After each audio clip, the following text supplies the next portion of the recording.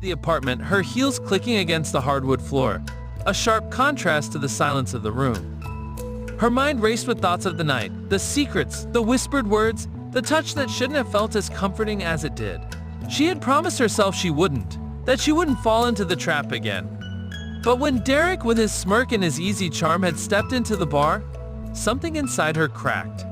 It wasn't supposed to be this way. She wasn't supposed to betray him. Her husband James was still asleep on the couch, his breathing steady, the TV softly glowing from the corner of the room. He looked peaceful, completely unaware of the storm brewing in Mia's chest. She set her keys on the counter, the familiar sound like a faraway echo in her mind. But then, something unusual caught her eye. The wall clock, a gift from James on their first anniversary, had stopped. The second hand hung motionless, frozen at 2.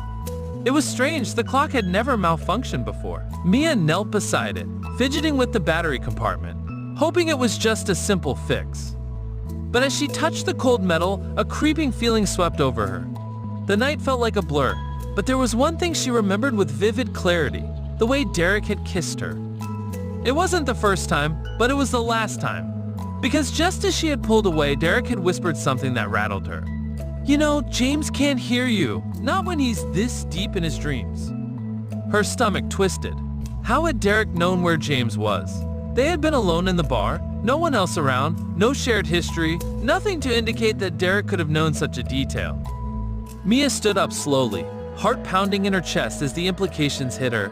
She turned, glancing at James on the couch, his face illuminated by the soft glow of the screen. That peaceful look. The man who had always been attentive, always present.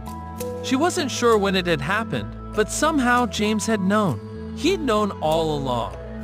The clock started ticking again, and the weight of time settled heavily on her shoulders. She was no longer sure who was watching whom.